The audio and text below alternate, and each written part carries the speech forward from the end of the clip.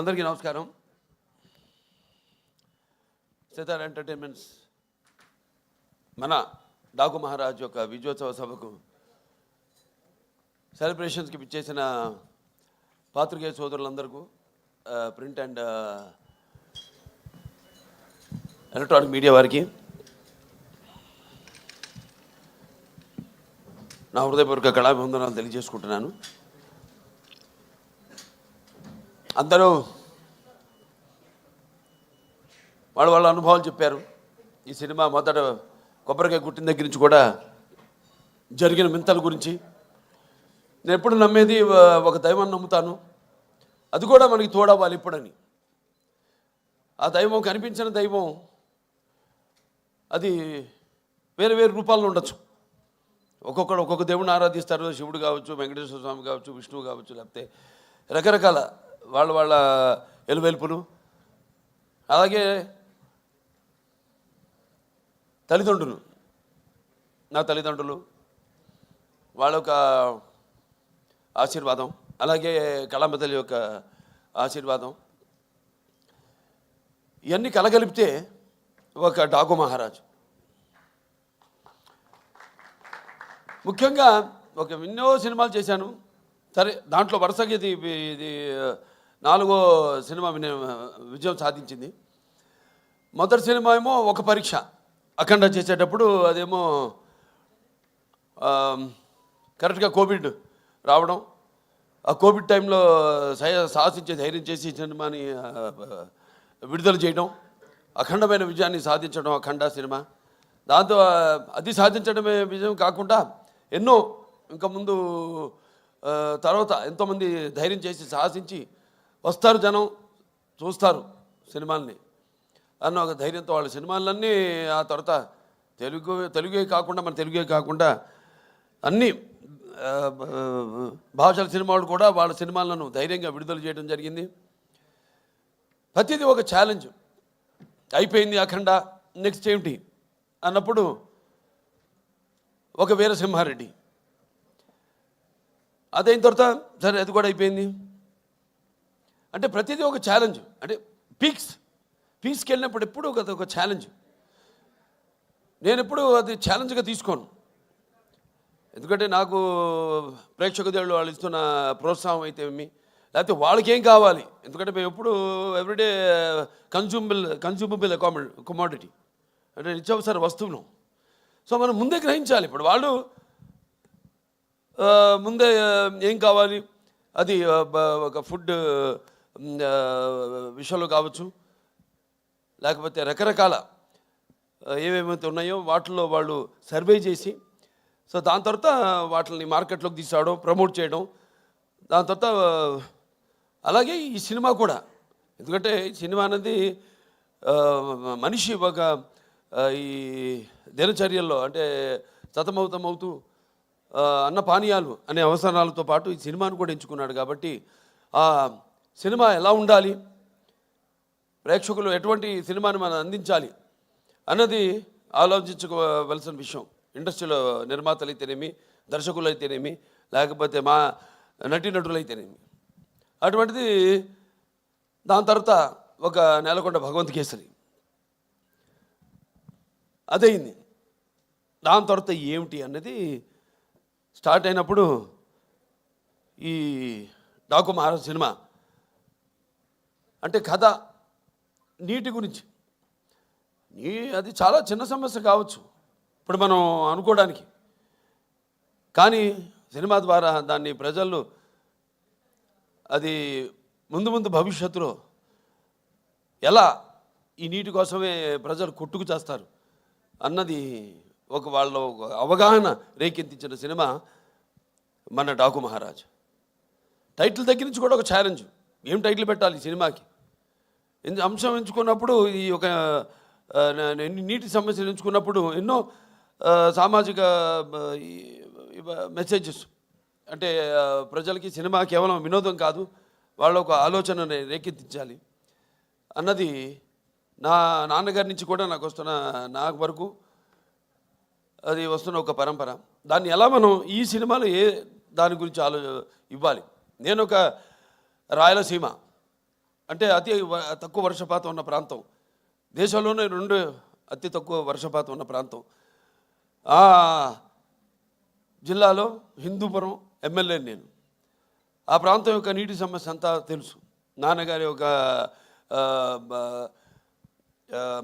మానసిక పుత్రికలు, ఈ తెలుగు గంగ అయితేనేమి, హెచ్ఎన్ఎస్ఎస్ అయితేనేమి, లేకపోతే గాలేరు నగరి అయితేనేమి, ఇవన్నీ అయిన తర్వాత ఎలా మళ్ళీ మనం పూర్తి చేసాం. తెలుగుదేశం అధికారంలో ఉన్నప్పుడు ఎలా, నేను ఎమ్మెల్యేగా ఉన్నప్పుడు అంతా రాసిపెట్టింది. నేను ఇప్పుడు ఎలాగైతే అన్నారు ఫస్ట్ టైం ఏమైనా బుక్ చేయడానికి ఆవిడ షిరిడీలో ఉంది, ఎవరు మన శ్రద్ధా శ్రీనాథ్, అలాగే ఈవిడేమో తిరుపతిలో ఉంది ప్రజ్ఞా జైస్వాల్. అలాగే ఈ నీటి సమస్య కరెక్ట్గా నేను ఎమ్మెల్యే అయినప్పుడే అది పూర్తి కావడం, నేను నా హిందూపురానికి నేను నీళ్లు ఇవ్వగలగడం. సో ఇదంతా అదంతా కాకతాళీయంగా యాదృచ్ఛికంగా జరిగింది. ఇప్పుడు ఆ నీటి సమస్య గురించి సినిమా తీయాలి అని ఒక ఆలోచన వచ్చింది.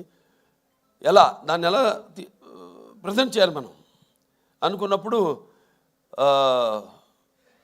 రాజస్థాన్ ఎక్కడైతే ఏముంది, ఇక్కడ మన తెలుగు వాళ్ళు గొప్పతనం చాటుకుంటూ అక్కడ రాజస్థాన్లో కూడా మళ్ళీ మనం వాళ్ళు దుక్కు దున్ని నీరు పోసి నారు పెట్టి అలాగే కోత కోసి ఎలా చేయగలుగుతాం, అక్కడ కూడా మన ఒక ఇంజనీర్, ఒక సామాన్య ఇంజనీర్, ఒక తెలుగువాడు వెళ్ళి ఎలా చేయగలుగుతాడు. చేసాం మనం ఇక్కడ సృష్టికి సృష్టి చేసాం. ఎలాగైతే మన రాయలసీమ గురించి చెప్పాను, మన ఇది అవిభక్త ఆంధ్ర రాష్ట్రానికి 6 ముఖ్యమంత్రులు ఇచ్చింది రాయలసీమ అని. సో అది పెట్టుకుని మైండ్లో సమస్య చిన్నదే కావచ్చు, కానీ రాష్ట్రాలు వాళ్ళ నీళ్ళ కోసం కొట్టుకుంటున్నాయి.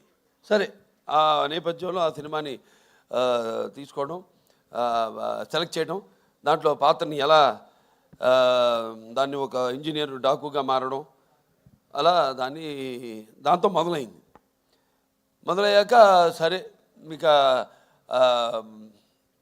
సినిమా గురించి ఈరోజు ఆ సినిమాని అఖండమైన విజయాన్ని మాకు అందించి ఇవాళ మా వెన్ను తట్టి ఇంకా మాకు ఎవరైతే మేము ఆకలితో ఉన్నామో ఒక సినిమా చేసి దాని ఒక ఫలితం కోసం రెయిన్బోర్డ్ కష్టపడి ఎలా ఉంటుంది ఆ సినిమా, దాని ఫలితం ఎలా ఉండబోతుంది అని ఎదురు చూస్తున్నామో, అటువంటి తరుణంలో ఇటువంటి అఖండమైన విజయాన్ని మాకు అందించినందుకు తెలుగు ప్రేక్షకులందరికీ నా హృదయపూర్వక కృతజ్ఞతాభివందనాలు తెలియజేసుకుంటున్నాను. ఇంకా ముఖ్యంగా ఈ సినిమాలో ముందు మా దర్శకుల గురించి చెప్పాలి. బాబీ గారి గురించి అంటే ముత్యాలు ఎలా ఏటమూలుగా జారితే ఎంత అందంగా ఉంటాయి కనపడడానికి, అలా ఎంతో అందంగా ప్రతి నటుడి దగ్గర నుంచి కూడా హావభావాలను రాబట్టుకోగలిగాడు మా దర్శకుడు బాబీ. అలాగే బాబీ ఎలాంటి ఒక ప్రియుడిని ప్రేమించినట్టు నన్ను ప్రేమించేసి ఏది వదలకుండా ఎంతో సున్నితంగా ఎంతో నాలో ఉన్న నట విశ్వరూపాన్ని ఆవిష్కరింపజేసిన బాబీకి నా హృదయపూర్వక కృతజ్ఞతలు తెలియజేసుకుంటున్నాను. ఒక నమ్మకం, ఏదైనా ఒక నమ్మకం ఉంటాను. అంటే ఆయన చూడడానికి ఎంత స్టైలిష్గా ఉంటాడు ఆయన, అలాగే ఫస్ట్ హాఫ్లో కూడా నన్ను అంత స్టైలిష్గా చూపించాడు ఆయన బ్రహ్మాండంగా. ఇక ప్రతి చాలా ఎన్నో విషయాలు డిస్కస్ చేసి సినిమాలో మేము అనుకున్నవి తీసినవి కూడా కొన్ని ఉన్నాయి ఇంకా. కానీ సినిమా నిడువుని బట్టి ఎంత ఉండాలి సినిమా, అంతే. ఒక చిన్న పాయింట్ నాకు ఇప్పుడు అంటుంటారు, సినిమాని ప్రేమించకూడదు మనం, సినిమా తీయాలి అంతే. ప్రేమించామంటే ఇక మన కంట్రోల్లో ఉండదు సినిమా అన్నది, వెళ్ళిపోతుంది. 3 గంటలు కూడా దాటుతుంది సినిమా. అలా కాదు, చెప్పేదైతే చిన్న పాయింట్ మంచి సన్నివేశాలతో క్లుప్తంగా చేయగలిగితే ఇవ్వగలిగితే అది డెఫినెట్గా సక్సెస్ అవుతుంది ఆ సినిమా అన్నది. అలాగే బ్రహ్మాండంగా వాళ్ళ టీము అందరు కూడా బ్రహ్మాండంగా వర్క్ చేసి ఇవాళ డైరెక్షన్ డిపార్ట్మెంటు క్రాంతి అయితేనేమి, లేకపోతే సోమరాజు గారు అయితేనేమి, రాధాకృష్ణ గారు అందరూ, అలాగే ఆయన రైటర్స్ మిగతా మన మోహన్ కృష్ణ గారు, చక్రి గారు, వినీత్ గారు అయితేనేమి అందరూ ఎంతో బ్రహ్మాండంగా దాన్ని అందరూ కష్టపడి ఈ కథను చేయడం జరిగింది, ట్రీట్ చేయడం జరిగింది. ఇక మా తమన్ గారి గురించి వేరే ప్రత్యేకంగా చెప్పక్కర్లేదు. అందరితో ఇంటి పేరు మార్చేశారు. ఇప్పుడు నందమూరి ఎస్ఎస్ తమన్ కాదు, నందమూరి తమన్ అని. కానీ నేనంటాను ఈ రోజు నుంచి నందమూరి కూడా కాదు, ఎన్బికే తమన్ అని. అది బెటర్గా ఎన్బికే తమన్ అని నామకరణం చేస్తున్నాను. అలాగే ప్రతి ఒక్కళ్ళ గురించి చెప్పుకోవాలి సినిమాలో. మా రైటర్స్ అనంత శ్రీరామ్ గారు అయితేనేమి, అటు కాసర్ల శ్యామ్ గారు అయితేనేమి, సాహిత్యం అద్భుతమైన. ఇందాక అనంత శ్రీరామ్ గారు పాడుతుంటే నా కళ్ళల్లో నీళ్లు, అంటే చుక్క చుక్క పాట అద్భుతం. దాంతో చిన్ని చిన్ని అద్భుతం పాటలు. అలాగే మా కాసర్ల శ్యామ్ గారు అటు దబిడి దిబిడి మంచి మాస్ సాంగ్, ఐటమ్ సాంగ్ అన్నది. ఎందుకంటే ఏదో ఒక అమ్మాయి వచ్చి డాన్స్ చేసి వెళ్ళిపోవడం కాదు కదా, అమ్మాయి కూడా ఒక పాత్ర ఉంది ఆ సినిమాలో, ఓరేశ్వర ఒకటేలాగా. సో అద్భుతంగా ఆ పాట, దాని తర్వాత సర్కార్ పాట ఎంతో అద్భుతంగా అన్నీ కుదిరినాయి ఈ సినిమాకి. ఇక మా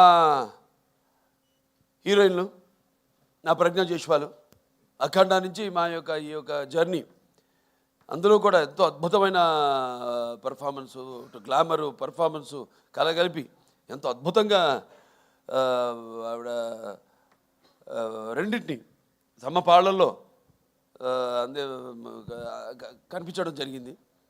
సో మళ్ళీ తిరిగి మా కాంబినేషన్లో మళ్ళీ ఇది రెండో సినిమా, ఈ యొక్క డాకు మహారాజ్. ఈ చిత్రం కూడా విజయం కావడం తప్పకుండా ఎంతో అందం ప్లస్ టాలెంట్ రెండు కలగలిపిన మరొక ఆర్టిస్టు మన శ్రద్ధా శ్రీనాథ్. ఎంతో నేను ముందు మాట్లాడినప్పుడు కూడా బాబీ గారు చెప్పారు, ఎంతో సెలెక్టివ్. తను కూడా చెప్పింది. నేను అంటాను, ఆర్టిస్ట్ అన్నది ఎప్పుడు, ఆర్టిస్ట్ అన్న వాడు ఎప్పుడు కనిపిస్తూ ఉండాలి, ఎప్పుడు should be always in the focus. ఎప్పుడు ఎక్కువ అంటే ఆవిడ రియలైజ్ అయినట్టుంది. Now she saying that. ఇప్పుడు అంటుంది ఆవిడ, కాదు నేను ఇక్కడి నుంచి ఎక్కువ సినిమాలు నటిస్తాను నేను అంటే. మంచి సినిమాలే, ఎందుకంటే ఆవిడకున్న ఇమేజ్కి, ఆవిడకున్న టాలెంట్కి తగ్గట్టుగా ఆవిడకి పాత్రలు వస్తాయి. మరి నేను అన్నది ఏదో ఇందాక ప్రేమించకూడదు సినిమానని, కథ వరకు పాత్ర వరకు మాత్రం ఎప్పుడూ కనిపిస్తూ ఉండాలి. ఉంటేనే ఆర్టిస్టుని మర్చిపోరు, ఎప్పుడు ఆర్టిస్టు గుర్తుండిపోతాను. సో అద్భుతమైన బరువైన పాత్రని ఎంతో అద్భుతంగా నటించిన శ్రద్ధా శ్రీనాథ్కి నా అభినందనలు తెలియజేసుకుంటున్నాను. ఇంకా మా చాలామంది ఫైట్ మాస్టర్ వెంకట్ మాస్టర్ గారు, అలాగే మా కెమెరామెన్ విజయ్ కార్తిక్ గారు, ఇక మా డాన్స్ మాస్టర్ శేఖర్ మాస్టర్ గారు అయితేనేమి, శివ మాస్టర్ గారు అయితేనేమి, అందరూ ఎంతో అద్భుతంగా వాళ్ళకి అప్పచెప్పిన వాళ్ళ పనులను ఎంతో 100కి 100 పాళ్ళు న్యాయం చేసి ఈ సినిమాలో ఏదైతే మా నిర్మాత వంశీ గారు కలగన్నారు, ఆయన అభిమాని ఫ్యాను. అటువంటిది ఒక కొత్త బాలకృష్ణ నేను ఆవిష్కరించాలి ఈ సినిమాలో అని ఏదైతే ఆయన కలగన్నాడో, అలా ఆయన ప్రతి దాంట్లో కూడా ఆయన కేవలం నిర్మాతగా కాకుండా ఒక టెక్నీషియన్గా అన్ని క్రాఫ్ట్స్ మీద మంచి గ్రిప్ ఉన్న నిర్మాత మన వంశీ గారు. అటువంటి నిర్మాత కూడా మనకు ఉండడం ఒక ఆయన నా అభిమానిగా నాకు చాలా గర్వంగా ఉంది. సో ఆయన్ని ఈ యొక్క సందర్భంగా ఆయన్ని అభినందిస్తూ ఇంకా ఎన్నెన్నో మంచి అద్భుతమైన సినిమాలు తీశారు ఆయన బ్యానర్లో. ఇంకా ముందు ఇంకా మంచి మంచి సినిమాలు కూడా తీయాలని ఆయన అభినందిస్తూ, లాస్ట్ బట్ నాట్ మన వేద రాజా ఎంతో అద్భుతంగా పాత్రని డైరెక్టర్ గారు చెప్పారు. ఆవిడ గురించి ఎప్పుడు అవుతాను ఉండేది సెట్లో, అసలు కూర్చొని ఎరగను, లేకపోతే అలసిపోయి అట్లా కురుకు తీయడం కానీ ఎరగను నేను. ఎప్పుడు ఎంతో అటు విన్నట్టే అటు ఇటు చూసుకుంటూ, మళ్ళీ చెప్పినట్టు డైరెక్టర్ గారు కెమెరా ఆన్ అనగానే అది ఏమిందో ఏమి ఎప్పుడు చూసిందో తెలియదు కానీ అచ్చం అనుగా చెప్పినట్టే అంత బ్రహ్మాండంగా అభినయించింది ఆ పాత్ర. మరి ఫస్ట్ హాఫ్లో అద్భుతంగా అసలు ఆ డైలాగ్స్ ఏదైతే బండి డ్రైవర్గా సెలెక్ట్ చేయడానికి నన్ను బండి తోలమంటుందో బండి వెనక్కి రివర్స్ తోలుతుంది దాన్ని బండిని ఆపగానే ఎందుకు నేను ఆపనలేదు కదా ఎందుకు ఆపామంటే వెనకాల పూల కుండీలు ఉన్నాయమ్మా దిగి వెళ్ళి చూస్తే అప్పుడు అంటాను వాటిలో కూడా పూల చెట్లకు కూడా ప్రాణం ఉంటుంది కదమ్మా అనగానే ఒకసారి ఆ పక్కన ఎవరైనా మకరంద ఆయన వెంటనే ఎంత అంటే ఎంతమంది వచ్చాడు ఇక్కడికి అనేది ఎంతో అద్భుతంగా ప్రతిదీ ఎంతో బాగా నటించేది పాప. మంచి భవిష్యత్తు ఉంది. ఫస్ట్ స్టడీ వెల్, ముందు पढ़ना भी, उसके साथ बाद में धीरे धीरे యాక్టింగ్ కన్నా. సరే మన సినిమాకి వస్తే చాలామంది అనుకుంటారు పాత్ర గురించి. ఇప్పుడు పాత్రలు పరకాయ ప్రవేశం అంటే పాత్ర సినిమా కథను ఓకే చేసి ఆ పాత్రకు వెళ్ళే వరకు నాకు తెలీదు. అంటే నేను నా వాచకం నా ఆంగికం కానీ నా ఆహార్యం కానీ ఎలా ఉంటుందో నాకు ఐడియా లేదు, ఉండదు. ప్రతి పాత్రకు ఒకటే చేస్తాను నేను. కాకపోతే ఒక్కసారి ఆ పాత్రలోకి వెళ్ళినప్పుడు ఆ పాత్ర నన్ను ఆ పరకాయ ప్రవేశం చేసినప్పుడు అంటే నేను ఎప్పుడు చెప్తుంటాను ఒక యాక్టింగ్ అంటే కేవలం అరవడం నవ్వడము ఒక తృప్తి పరిచే ఒక అరుపు ఒక డైలాగ్ అరవడము కాదు. పాత్ర అంటే ఒక పరకాయ ప్రవేశం ఇంకో పాత్రలోకి. ఏ పాత్ర అనుభవాలు అయితే ఆ యొక్క ఆ పాత్రకు ఆత్మ అనుభవాలు అయితే మనము అనుభవించలేదో ఆ పాత్రలోకి వెళ్ళిపోవడం. సో అది నాకు ఒక గొప్ప వరంగా భావిస్తున్నాను మా నాన్నగారి తొరత. అలాగే చాలామంది అంటుంటారు అంటే అంటే ఈ సినిమా మొదలైంది కూడా ఈ సప్త సముద్రాలు వాటి గురించి చర్చించుకుంటూ ఎన్నో చర్చించుకున్నాం సరదాగా. ఇక చర్చించుకోవడానికి ఉంది సబ్జెక్ట్ ఇంత అనుకుంటాం, దాన్ని కుదిస్తాం మళ్ళీ. నేను చెప్పినట్టు 2.5 గంటలు అంటే మనకి ఎలా ఉన్నాయి లవణ సముద్రం అయితేనేమి, ఇచ్చు సముద్రం అయితేనేమి, లేకపోతే సర్ప సముద్రం అయితేనేమి, దధి సముద్రం అయితేనేమి, క్షర సముద్రం అయితేనేమి, లేకపోతే శుద్ధ సముద్రం అయితేనేమి, ఇలా మన దాంట్లో కూడా మన శరీరంలో కూడా 7 సముద్రాల నుంచి మొదలైంది. మన ప్రపంచంలో కూడా 7 సముద్రాలు ఉన్నాయి. ఎలా ఏం చేద్దాం ఈ నీళ్ళ గురించి ఎన్నో డిస్కషన్స్ చేసాం. వాటర్ గురించి ఒక సీన్ కూడా తీసేసాం నిడువు ఎక్కువైందని. దాంట్లో మన గురించి చెప్పుకుంటాం. ఏది మన సార్ ఆర్థర్ కాటన్ ధర ఒక్కడే గోదావరి దగ్గర ధవళేశ్వరం ఆనకట్ట కట్టించాడు. అలాగే ఈ యొక్క ఏదైతే పట్టిసీమ ద్వారా సముద్రంలో వృధాగా కలిసిపోతున్న నీళ్లను మళ్లించి అతి తక్కువ వర్షపాతం ఉన్న ప్రాంతాలకి, కరువు కాటకాలు విలయతాండవాడుతున్న ప్రాంతాలకి నీళ్ళు ఇచ్చిన చరిత్ర మంది అని ఇలా ఎన్నో అన్నీ అంటే ఒక మన తెలుగువాడు గొప్పతనం. ఇవాళ ఇక్కడే కాదు ఎక్కడికి వెళ్ళినా అంతా మన తెలుగువాడు ఉన్నారు ప్రపంచంలో. అటు అమెరికా వెళ్ళినా ఇటు ఆస్ట్రేలియా వెళ్ళినా. అందుకే ఈయన చెప్పినట్టు తమన్ గారు చెప్పినట్టు సినిమా అక్కడ అమెరికా అయితేనే, ఇటు ఆస్ట్రేలియా అయితేనేమి, ఇటు ఇంగ్లాండ్ అయితేనేమి, ఇటు అక్కడ ఆఫ్రికా అయితేనేమి, ఎక్కడ కూడా ఎక్కడెక్కడ మన ప్రవాస తెలుగు వాళ్ళు ఉన్నారో అక్కడ వాళ్ళే